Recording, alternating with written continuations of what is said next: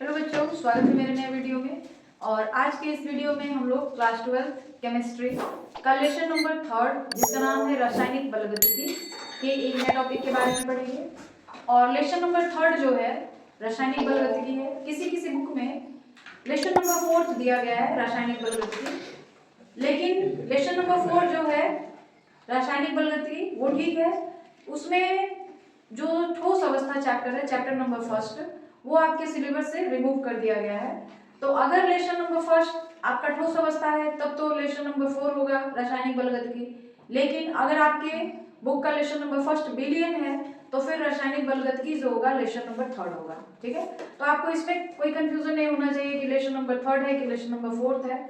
बस ये आपको पता होना चाहिए कि इस चैप्टर का नाम है रासायनिक बलगतिकी, चाहे वो कोई भी चैप्टर हो, लेसन नंबर 1, 2, 3 जो भी हो सकता है। ठीक है, इसमें आपको कोई कंफ्यूजन नहीं होना चाहिए। तो हम लोग लेसन नंबर 3 पढ़ रहे हैं हमारे बुक के हिसाब से, न्यू बुक के हिसाब से। और लेसन नंबर 3 रासायनिक बलगतिकी है, उसका एक नया टॉपिक हम लोग आज पढ़ने जा रहे हैं। और जो आज का टॉपिक है वो है तात्क्षणिक वेग। कल के वीडियो में हमने जो अभिक्रियाएं होती हैं उनके वेग के बारे में डिस्कस किया था कि किसी भी अभिक्रिया का वेग क्या होता है, कितने तरह के होते हैं, और खासकर हमने पढ़ा था औसत वेग के बारे में कल। आज हम लोग तात्क्षणिक वेग और प्रारंभिक वेग के बारे में पढ़ेंगे। ठीक है, तात्क्षणिक वेग क्या होता है? किसी निश्चित क्षण पर अभिक्रिया का वास्तविक वेग उसका तात्क्षणिक वेग कहलाता है। किसी भी निश्चित समय पर, जब कोई समय दिया गया हो, उस निश्चित मतलब समय को फिक्स कर दिया गया है, निश्चित टाइम दे दिया गया है कि इसी समय पर वेग कितना है अभिक्रिया का, तो किसी निश्चित समय पर अभिक्रिया का जो वास्तविक वेग होता है उसी को हम लोग तात्क्षणिक वेग कहते हैं। इसे आर इंस्टेंट, ये शॉर्टकट में लिखा गया है INST द्वारा प्रदर्शित किया जाता है। और R instant is equal to plus minus delta C by delta T. Delta C और डेल्टा टी जो है, सी जो है सांद्रता में परिवर्तन है और टी जो है समय में परिवर्तन है। आपको कल हमने जब औसत वेग पढ़ाया था उसमें बताया था कि जो अभिक्रिया का वेग है वो आप दो तरीके से निकाल सकते हैं। एक, अभिकारक की सांद्रता के सापेक्ष, तो वहां पर जो चिन्ह रहता है वो माइनस का लगाया जाता है क्योंकि अभिकारक की सांद्रता जो होती है वो घटती है। और अगर आप उत्पाद की सांद्रता के सापेक्ष वेग निकाल रहे हैं तो वहां पे प्लस का साइन दिया जाता है क्योंकि उत्पाद की सांद्रता जो होती है जैसे जैसे समय बढ़ता है उत्पाद की सांद्रता बढ़ती जाती है, लेकिन जैसे जैसे समय बढ़ता है अभिकारक की सांद्रता घटती जाती है। तो यहाँ पर भी जो इंस्टेंट वेग है, तात्क्षणिक वेग है, उसको आप दो तरीके से निकाल सकते हैं, अभिकारक के सापेक्ष वेग और उत्पाद के सापेक्ष वेग। उत्पाद के सापेक्ष निकालेंगे तो प्लस लगाएंगे और अभिकारक के सापेक्ष निकालेंगे तो माइनस लगाएंगे। जैसे मान लीजिए यहाँ पे माना कि कोई अभिक्रिया इस तरह से होती है, माना कि कोई अभिक्रिया N1A plus N2B is equal to M1C plus M2D इस तरह से हो रही है। ठीक है, तो जब कोई अभिक्रिया इस तरह से हो रही है तो आप जब इसका तात्क्षणिक वेग निकालेंगे ना तो अभिकारक के सापेक्ष भी निकाल सकते हैं और उत्पाद के सापेक्ष भी निकाल सकते हैं। अगर हम A के सापेक्ष निकालें, A के सापेक्ष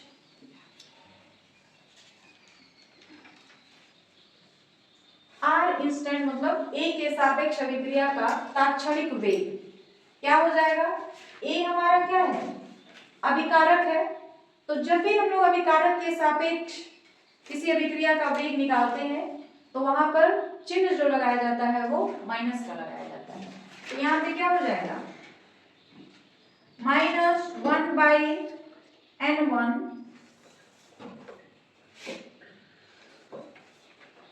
dA/dt।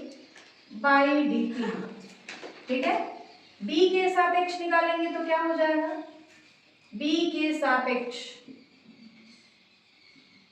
वो हो जाएगा -1/N2 dB/dt। उसी तरह से C के सापेक्ष निकालेंगे, C के सापेक्ष अभिक्रिया का तात्क्षणिक वेग तो क्या हो जाएगा? ये तो उत्पाद है C, तो यहाँ पे हम लोग प्लस रखेंगे 1/M1 dc/dt। फिर d के सापेक्ष अगर निकाला जाए तो क्या हो जाएगा, प्लस 1/m2 d/dt।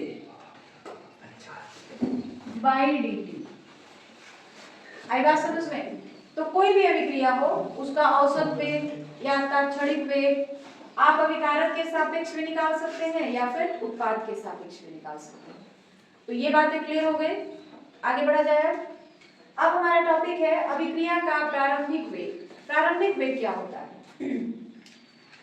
कोई भी अभिक्रिया जब होती है शुरुआत समय में, तो शुरुआती समय में जब अभिक्रिया स्टार्ट नहीं रहती है उस समय t का मान क्या रहता है, 0 रहता है। अब हम लोग जब अभिक्रिया स्टार्ट होती है तब समय देखते हैं और देखते हैं कि कितने समय तक हमारा अभिक्रिया जो है वो चला है। तो प्रारंभ में शुरू में जब t का मान 0 था, अभी अभिक्रिया शुरू नहीं हुई थी, समय हमने अभी काउंट नहीं किया था, उस समय प्रारंभ में t = 0 समय पर किसी अभिक्रिया का वेग उसका प्रारंभिक वेग कहलाता है। कोई भी अभिक्रिया है स्टार्टिंग में, शुरुआत में जब t का मान 0 था उस समय उसकी अभिक्रिया कितनी थी, उसे हम लोग अभिक्रिया का प्रारंभिक वेग कहते हैं। ठीक है, किसी भी अभिक्रिया में यदि सांद्रता और समय दोनों के बीच ग्राफ खींचा जाए, ठीक है, और ये जो वक्र है इसको हम लोग वक्र बोलते हैं, इसको ऊपर की ओर बढ़ाएं तो ये जाकर बिंदु A पर y एक्सिस जो है हमारा, इसको हम लोग y एक्सिस बोलते हैं और इसको हम लोग x एक्सिस बोलते हैं।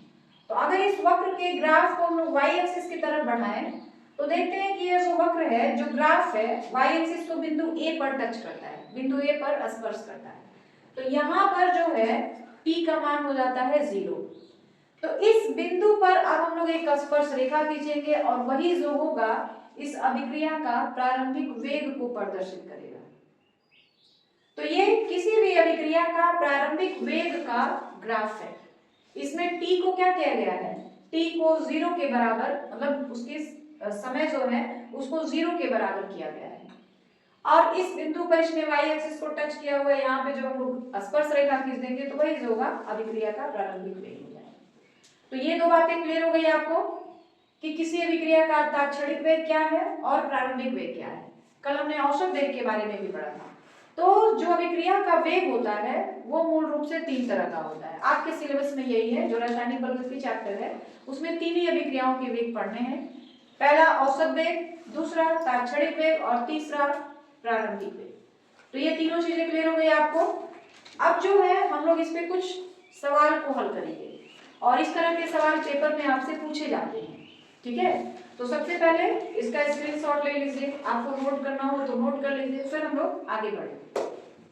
अब हम लोग एक सवाल को हल करेंगे जो कि रासायनिक अभिक्रिया का जो वेग है उसी पर आधारित है। सवाल क्या है देखिए, अभिक्रिया A+2B गिव्स आउट, मतलब उत्पाद दिया हुआ है 3C के लिए किसी क्षण पर बनने की दर 10⁻⁻² मोल प्रति लीटर सेकेंड हो तो उसी क्षण पर A और B के विलुप्त होने की दर ज्ञात करें। देखिए यहाँ पे क्या है, जो अभिक्रिया है आपका A+2B = 3C दिया हुआ है। तो A और B जो है ये दोनों अभिकारक हैं और C जो है यह उत्पाद है। तो A और B विलुप्त होंगे, इनकी मात्रा जो होगी कम होगी क्योंकि ये दोनों अभिकारक हैं। C जो है वह उत्पाद है। किसी क्षण पर बनने की दर, बनने की दर मतलब बन कौन रहा है, C बन रहा है, और विलुप्त यानी नुकसान कम कौन हो रहा है, A और B हो रहा है। तो A और B के विलुप्त होने की दर ज्ञात करनी है। C के बनने की दर दे दी गई है 10⁻⁻² मोल प्रति लीटर सेकेंड। ठीक है, तो देखिए हमने पढ़ा था रस समीकरण के हिसाब से क्या होता है, समीकरण A+2B gives out 3C। ठीक है, रस समीकरण द्वारा बताया गया खरज समीकरण क्या होता है। तीनों की जो अभिक्रियाओं का वेग होगा वो क्या होगा, एक दूसरे के बराबर होगा। तो रस समीकरण के अनुसार आप क्या लिख सकते हैं, minus dA by dt is equal to, यहाँ जो मोल होता है ना, नंबर ऑफ मोल, यहाँ पे तो 1 है तो 1 नीचे लिखे ना लिखे कोई बात नहीं है, लेकिन यहाँ पे जो मोल की संख्या है वो 2 है, तो इसको हम क्या लिखेंगे, माइनस 1/2 dB बटा dt इज इक्वल टू, ये प्लस में रहेगा, क्यों, क्योंकि ये बन रहा है, इन दोनों की मात्रा घट रही है, तो यहाँ पे इसको हम लोग ऐसे लिखेंगे 1/3 dC/dt। आगे बात समझ में, सवाल में दिया क्या है, दिया है C के बनने की दर, C के बनने की दर, C के बनने की दर दी गई है, क्योंकि देखिए कह रहा है ना किसी क्षण पर बनने की दर, तो बन तो यही C रहा है और नुकसान यानी विलुप्त कौन हो रहा है, A और B हो रहा है, तो C के बनने की दर दी गई है आपको, बनने की दर यानी dC/dt, इसका मान दे दिया गया है 10⁻⁻² मोल प्रति लीटर सेकेंड, ये दिया हुआ dC/dt, यहाँ पे प्लस रहेगा, इसका मान दे दिया गया, ठीक है। अब देखिए A के विलुप्त होने की दर, ये तीनों एक दूसरे के बराबर हैं, ये जो तीनों हैं एक दूसरे के बराबर हैं, तो हम लोग A के विलुप्त होने की दर निकाल रहे हैं, यानी ये क्या हो जाएगा, minus dA/dt is equal to C वाला 1/3 dC/dt, ठीक है, इसका मान तो हमको निकालना है, तो माइनस dA, यहाँ पे मोलर सांद्रता आपको लगानी पड़ेगी, dA/dt इज इक्वल टू 1/3, इस पूरे का मान दे रखा है सवाल में, कितने दूर का मान दिया है 10⁻⁻², तो वो हमने रखा 1/3, तो रस समीकरण के अनुसार हमने लिखा है, तो 1/3 होगा ही, इसका मान दे दिया है 10⁻⁻² मोल प्रति लीटर सेकेंड, तो वो हमने रख दिया, ठीक है, और इसका मान हमको निकालना है, तो ये कितने के बराबर हो जाएगा, देख लीजिए,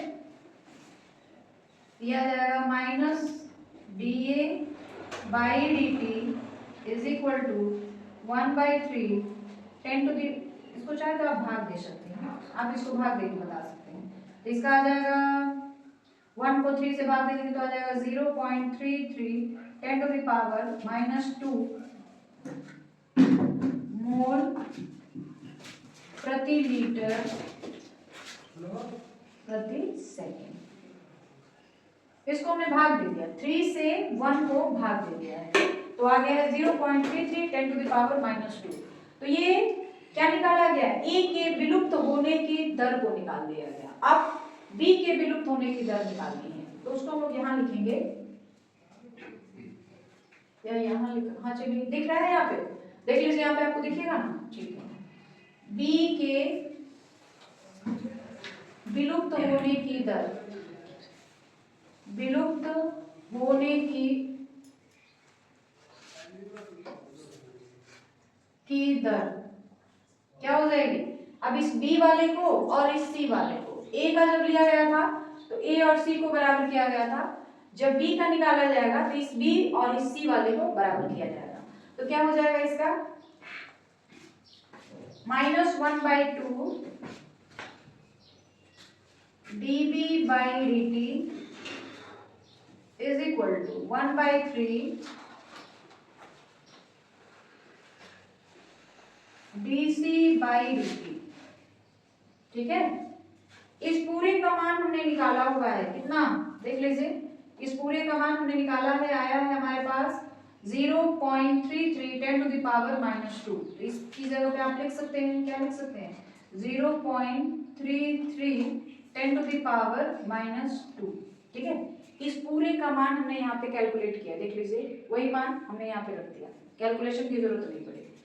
अब क्या हो गया हमारे पास, -1/2 dB by dt is equal to 0.33 10 to the power -2। यहाँ से 2 हटाओगे तो 2 हटेगा तो जाके इसमें क्या हो जाएगा, मल्टीप्लाई हो जाएगा, यानी -dB by dt is equal to, ये जो 2 था ना इसमें जाके मल्टीप्लाई हो जाएगा, तिरछा गुणा जिसको कहते हैं, तो इसको कर दीजिए 2 × 0.33 into 10 to the power -2, multiply करेंगे तो आ जाएगा 0.66 10 टू द पावर -2 मोल प्रति लीटर प्रति सेकेंड। आगे बात समझ में। तो इस तरह से C के बनने की दर दी गई है, A और B के विलुप्त होने की दर हम लोग आसानी से निकाल सकते हैं। तो देख लीजिए, A के विलुप्त होने की दर दिया हुआ है 0.33 10 टू द पावर -2 मोल प्रति लीटर प्रति सेकेंड, और B के विलुप्त होने की दर, तो यहाँ पे जो 2 था ना उससे हम लोग इसको क्या कर दिए, मल्टीप्लाई कर दिए, तो 2 से जब इंटू करेंगे तो आ जाएगा 0.66 10 टू द पावर -2 मोल प्रति लीटर प्रति सेकंड। तो ये सवाल क्लियर हो गया आपको। इस तरह के सवाल आपसे एग्जाम में पूछे जाते हैं, इसलिए इसको करना समझना काफी जरूरी है। तो जल्दी से इसका स्क्रीनशॉट ले लीजिए, फिर हम लोग आगे बढ़े, स्टार्ट करते हैं। और टॉपिक है आज का अभिक्रिया के वेग को प्रभावित करने वाले कारक। तो कोई भी अभिक्रिया हो, चाहे वो मंद गति की अभिक्रिया हो, तीव्र गति की अभिक्रिया हो, उसके वेग को कौन कौन से कारक प्रभावित करते हैं वो यहाँ पे हमने लिखा हुआ है। पहला है ताप का प्रभाव। जनरली ताप बढ़ाने से जो होता है, किसी भी अभिक्रिया का वेग बढ़ जाता है, और ताप घटाने से अभिक्रिया का वेग घट जाता है। ताप बढ़ाने पर क्या होता है कि जो भी अभिक्रिया हो रही होती है, उसके जो भी पार्टिकल्स होते हैं, उनकी गति जो होती है बढ़ जाती है। जब गति बढ़ जाती है तो उसके जो कण होते हैं, छोटे छोटे पार्टिकल्स होते हैं, वो इधर उधर मोशन करते हैं, गति करते हैं। गति करने के दौरान एक दूसरे से टकराते हैं। जितना ज्यादा टकराते हैं अभिक्रिया उतनी तेजी से होती है। तो ताप बढ़ाने पे जो भी पार्टिकल्स होते हैं उनकी गतिज ऊर्जा जो होती है बढ़ जाती है। गतिज ऊर्जा बढ़ने के कारण टक्करों की संख्या बढ़ जाती है, जिसकी वजह से अभिक्रिया का वेग जो होता है वह भी बढ़ जाता है। ठीक है, तो यही लिखा गया है कि ताप वृद्धि पर अभिक्रिया की दर में भी वृद्धि होती है।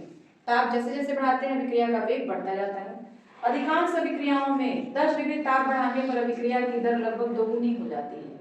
अगर किसी भी अभिक्रिया का वेग, सब में तो नहीं लेकिन सामान्यतः जो अभिक्रियाएं होती हैं उसमें अगर हम लोग तापमान 10 डिग्री सेल्सियस बढ़ा दे तो जो अभिक्रिया का वेग होता है लगभग दोगुना हो जाता है। ठीक है, तो ये बात समझ आ गई आपको कि ताप बढ़ाने से किसी भी अभिक्रिया का वेग जो होता है बढ़ता है। ताप के बढ़ने से अभिक्रिया के वेग में वृद्धि होती है। दूसरा है सांद्रण का प्रभाव।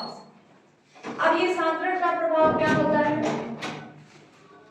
सांद्रण का मतलब हो गया मात्रा, चाहे वो अभिकारक की मात्रा हो, उत्पाद की मात्रा हो, तो उस मात्रा को ही हम लोग सांद्रण के नाम से जानते हैं।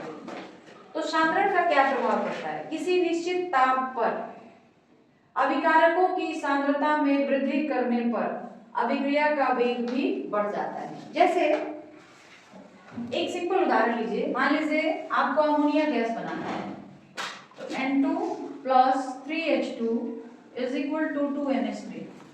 ये है अभिक्रिया अमोनिया गैस बनाने के लिए। शुरू में क्या होता है, अभिक्रिया की वेग जो होती है काफी तेज होती है, क्योंकि शुरू में जो नाइट्रोजन है, हाइड्रोजन है, इनकी मात्रा ज्यादा रहती है। जैसे जैसे समय बढ़ता जाता है, समय बीतता जाता है, नाइट्रोजन और हाइड्रोजन की मात्रा कम होती जाती है, और ये जो उत्पाद है अमोनिया गैस, इसकी मात्रा बढ़ती जाती है। समय बढ़ने के साथ साथ अभिक्रिया का जो वेग होता है ना वो बढ़ता जाता है। क्यों? क्योंकि इनकी मात्रा घटती जा रही है। तो अभिकारक की मात्रा जो है, अभिकारक की सांद्रता जो है जितनी अधिक रहेगी, अभिक्रिया का वेग भी उतना ही अधिक रहेगा, और अभिकारक की सांद्रता जितनी कम रहेगी, अभिक्रिया का वेग उतना ही कम रहेगा। तो वही लिखा गया है कि निश्चित ताप पर अभिकारकों की सांद्रता में वृद्धि करने पर अभिक्रिया का वेग भी बढ़ जाता है। अतः अभिक्रिया का वेग समानुपाती होता है उसके अभिकारकों के सांद्रण का। मतलब सांद्रण अभिकारक का जितना ज्यादा रहेगा, अभिक्रिया का वेग भी उतना ही ज्यादा रहेगा। अभिकारक की सांद्रता जितनी कम होगी, अभिक्रिया का वेग भी कम हो जाएगा। आगे बात समझ में। सांद्रता क्या है? अभी हमने बताया मात्रा। जैसे आपको ये रिएक्शन में दिया गया है कि शुरू में इनकी मात्रा ज्यादा रहती है, अभिक्रिया काफी तेजी से होता है।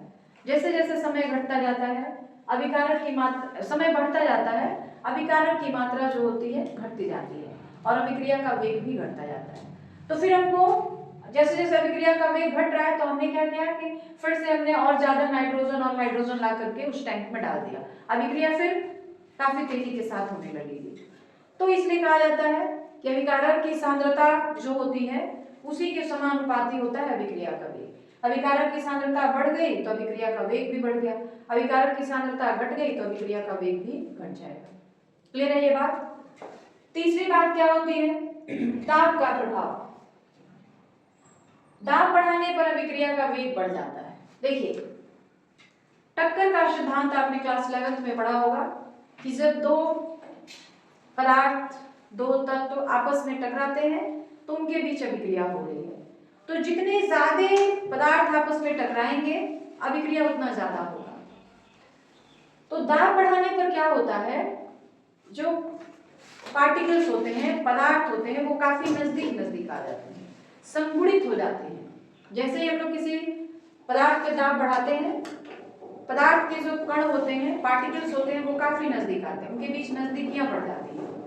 नजदीकियां कैसे बढ़ती है? उनके बीच टक्कर की संख्या भी बढ़ जाती है। जितने ज्यादा लोग नजदीक रहेंगे, टक्कर भी उतना ही ज्यादा होगा। दूरी बना के आप रहिए, टक्कर आपके बीच में ही होगा। तो सेम वही चीज यहाँ पर भी है कि जो पार्टिकल्स होते हैं, जो तत्व होते हैं पदार्थों के, वो जब नजदीक आते हैं तो उनके बीच टक्करों की संख्या बढ़ जाती है, और टक्करों की संख्या बढ़ने के साथ अभिक्रिया का वेग भी बढ़ जाता है।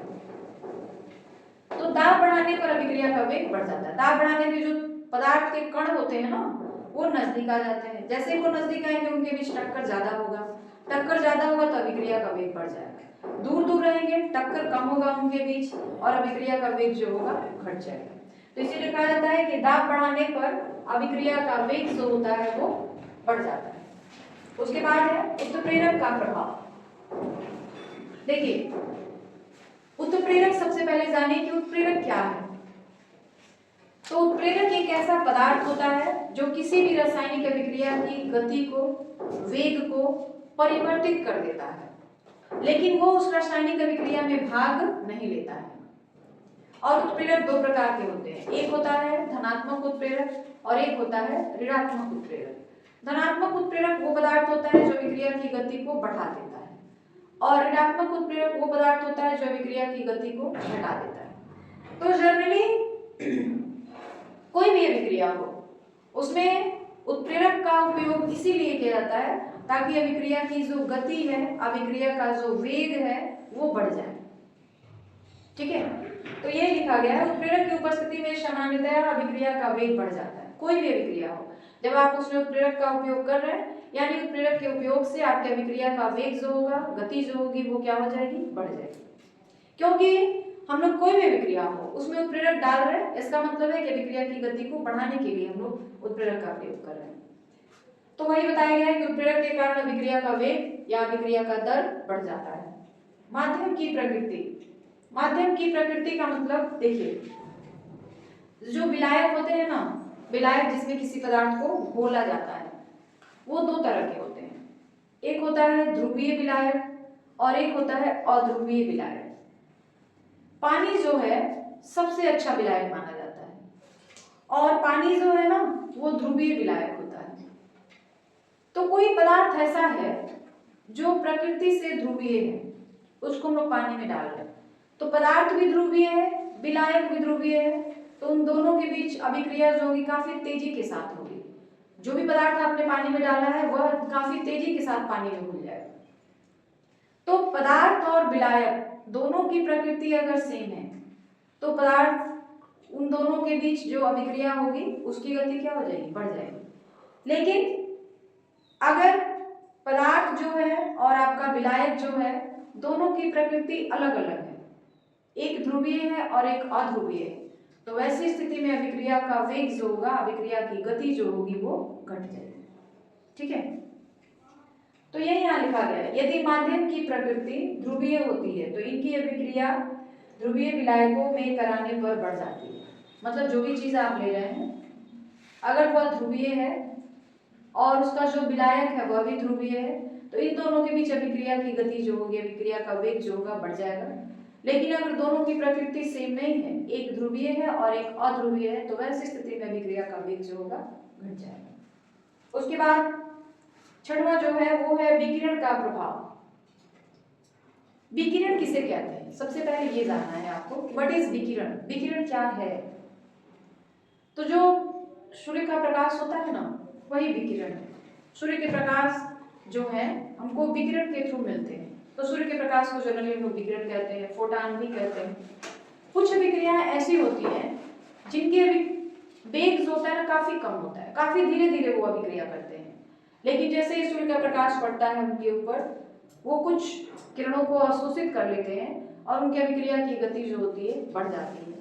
तो वही चीज यहाँ पे बताया गया है, कुछ अभिक्रियाएं ऐसी होती हैं जिनका वेग कम होता है परंतु विशेष विकिरणों की उपस्थिति में इनका वेग बढ़ जाता है। मतलब सूर्य के प्रकाश की उपस्थिति में कहा जाए तो इनका वेग बढ़ जाता है। जैसे आपको अगर हाइड्रोजन क्लोराइड HCl बनाना है तो HCl बनाने के लिए हम लोग ये अभिक्रिया लिखते हैं ना, H2 गैस है ये, बगल में G हमने लिखा, Cl2 यह भी गैस है और अभिक्रिया होती है तो बनता है 2HCl। इस अभिक्रिया की गति काफी धीमी है, काफी धीरे धीरे दोनों के बीच अभिक्रिया होती है, यानी HCl जो बनता है वह काफी धीमी गति से बनता है। लेकिन जैसे ही इस अभिक्रिया को सूर्य के प्रकाश की उपस्थिति में लाकर रख दी जाती है, सूर्य के प्रकाश की उपस्थिति में कराई जाती है, इस अभिक्रिया की गति जो होती है बढ़ जाती है विकिरण के प्रभाव से, यानी जो सूर्य का प्रकाश है उसके प्रभाव से। तो वही बताया गया है कि विकिरण का प्रभाव क्या होता है। तो सभी अभिक्रियाओं में तो नहीं, लेकिन कुछ अभिक्रियाएं ऐसी होती हैं जिनका वेग विकिरण की उपस्थिति के कारण बढ़ जाता है। ठीक है, तो ये था अभिक्रिया के वेग को प्रभावित करने वाले कारक। 6 कारक यहाँ बताए गए हैं और देख लीजिए सारे क्लियर है, आपको कोई दिक्कत नहीं है। देखो बेटा, कोई भी दिक्कत होती है, अगर आपको कोई टॉपिक ऐसा होता है जो आपको नहीं समझ आता है तो आप कमेंट में उसको पूछ सकते हैं। कमेंट में अगर आप उसको पूछेंगे तो मैं उसका जवाब देने की कोशिश करूंगी कि पूरी तरीके से आपका जो भी कंफ्यूजन है उसको दूर कर दिया जाए। ठीक है बेटा, तो इसके लिए कंफ्यूजन है या नहीं, इसके लिए बेटा आपको पढ़ना जरूरी है, क्योंकि जब तक पढ़ोगे नहीं कोई दिक्कत नहीं होगी। कहा भी गया है more study more problem, no study no problem. आप पढ़ेंगे नहीं तो आपको समस्या ही नहीं आएगी। जब आप पढ़ेंगे तभी तो आप जानेंगे कि हमको कहाँ दिक्कत हो रहा है, कहाँ परेशानी हो रहा है, क्योंकि भगवान ने सबकी मेंटेलिटी यही बनाई है कि जो चीज टीचर बताता है सारे बच्चे सारी चीजों को एक्सेप्ट नहीं कर पाते हैं। कुछ बच्चे होते हैं जो आधा समझते हैं, कुछ बच्चे होते हैं जो 1/4 समझते हैं, कुछ बच्चे कुछ भी नहीं समझते हैं। तो ये मैं नहीं कह सकती कि सारे बच्चे यहाँ से जो भी बताया जा रहा है वो पूरी तरीके से समझ जा रहे हैं। तो इसके लिए बेटा जरूरी है कि आपको जो भी चीजें पढ़ाई जा रही हैं, बताई जा रही हैं, उसको आप घर जाके जरूर एक बार देखिए, एक बार उसको पढ़िए। पढ़ोगे ना तो जब 8 लाइन 10 लाइन पढ़ लोगे तो देखना कुछ ना कुछ परेशानी आपको आएंगी। अब वो परेशानी दूर करना हो तो आप कमेंट में करिए, बताइए कि ये चीज, ये टॉपिक जो है हमको नहीं समझ आया। तो इसके लिए बेटा सबसे जरूरी है आपको पढ़ना। जो भी चीजें पढ़ाई जाती हैं उसको एक बार जरूर पढ़िए, एक बार 2 बार पढ़ लोगे बेटा वो चीजें जो होंगी दिमाग में आपकी सब सी जाएंगी। लेकिन आजकल के बच्चे क्या है, पढ़े, कॉपी किताब फेंके और उसके बाद मोबाइल पे बैठ गए, फ्री फायर और पता नहीं क्या क्या देखने लगे। तो बेटा ये गलत चीज है। आप पढ़ रहे हो तो पूरी ईमानदारी से, पूरी मेहनत से पढ़िए। नहीं पढ़ना है तो कह दीजिए अपने पेरेंट्स से। पेरेंट्स होते हैं बड़ा मजबूरी में पैसा इकट्ठा करते और आपको पढ़ाते हैं, फीस देते हैं। नहीं पढ़ना तो आप साफ कहिए भाई हम नहीं पढ़ना चाहते हैं। इसीलिए बेटा जो भी चीजें आपको बताई जाए पढ़ाई जाए उसको आप घर जाके, चाहे वो ऑनलाइन हो ऑफलाइन हो, घर जाके एक बार जरूर देखिए कि हमारे टीचर ने क्या बताया है। ये जरूरी नहीं कि टीचर पूरा 100% आपको बता दिया होगा।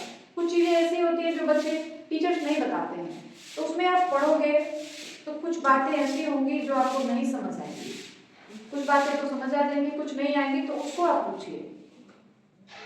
ठीक है, खैर देख लीजिए सारे टॉपिक्स क्लियर है। अब आगे बढ़ा जाए। अब हम लोग पढ़ेंगे कि जो वेग नियम होता है या जो दर व्यंजक होता है वो क्या होता है। अभी हमने पढ़ा अभिक्रिया के वेग को प्रभावित करने वाले कारक। अब है कि वेग नियम क्या है या दर व्यंजक क्या है। तो देखिए वह गणितीय व्यंजक जो अभिकारकों की मोलर सांद्रता और अभिक्रिया की दर के बीच संबंध को दर्शाता है वेग नियम कहलाता है। मतलब एक ऐसा व्यंजक, एक ऐसा समीकरण जो अभिकारकों की मोलर सांद्रता और अभिक्रिया के वेग या दर के बीच संबंध बताता है, उसे ही हम लोग वेग नियम या दर व्यंजक कहते हैं। इस नियम के अनुसार किसी अभिक्रिया का वेग, अब ये नियम है क्या, इस नियम के अनुसार किसी अभिक्रिया का वेग उसके अभिकारकों की सांद्रताओं के गुणनफल के समानुपाती होता है। अभिक्रिया के लिए मान लीजिए कोई अभिक्रिया है Ma plus Nb is equal to उत्पाद, ये दोनों उसके अभिकारक हैं और ये दोनों जो है उसके मतलब ये जो है उत्पाद है। अभिकारक A की मोलर मतलब मोनो की संख्या एक है, n है, और अभिकारक B की मोनो की संख्या m है, और अभिक्रिया का वेग क्या होगा dx/dt। तो अभिक्रिया का वेग जो होता है उसके अभिकारकों की सांद्रताओं के गुणनफल के समानुपाती होता है, यानी dx/dt समानुपाती, ये समानुपाती का निशान है। इस ये जो ब्रैकेट बना हुआ है बड़ा वाला, इसको हम लोग पढ़ते हैं मोलर सांद्रता, मोलर सांद्रता A। और यहाँ पे देखिए औसत वेग जब हम निकाल रहे थे तो जो मोलों की संख्या हो रही थी वो क्या हो रहा है, हम लोग ऐसे लिख रहे हैं 1/n dA/dt, ये लिख रहे थे, लेकिन ये औसत वेग में हो रहा था। ठीक है, यहाँ पे क्या है कि जो मोलों की संख्या है वो देखिए पावर में आ गई है, घात के रूप में आ गया, और अभिक्रिया का वेग dx/dt समानुपाती है मोलर सांद्रता, यहाँ पावर मोल की संख्या बता दी है, फिर मोलर सांद्रता ऑफ B, मोलों की संख्या m है, तो ये ठीक है। समानुपाती का चिन्ह हम लोग जब भी हटाते हैं कोई ना कोई स्थिरांक जोड़ना पड़ता है, वो स्थिरांक हमने K दे दिया। ठीक है, जहां K एक समानुपातिक स्थिरांक है, इसे विशिष्ट अभिक्रिया वेग या वेग स्थिरांक या वेग गुणांक कहा जाता है। ठीक है, तो जो अभिक्रिया का दर नियम है, वेग नियम है, वो क्या है, यही है, इसी को हम लोग दर नियम या वेग नियम कहते हैं। जहाँ के क्या है, एक समानुपाती स्थिरांक है, इसको हम लोग वेग स्थिरांक या वेग गुणांक भी कहते हैं, चाहे वेग स्थिरांक कहिए चाहे वेग गुणांक कहिए। ठीक है, तो ये बातें क्लियर हो गई आपको कि दर नियम क्या है या दर व्यंजक क्या है, समझ आ गया है।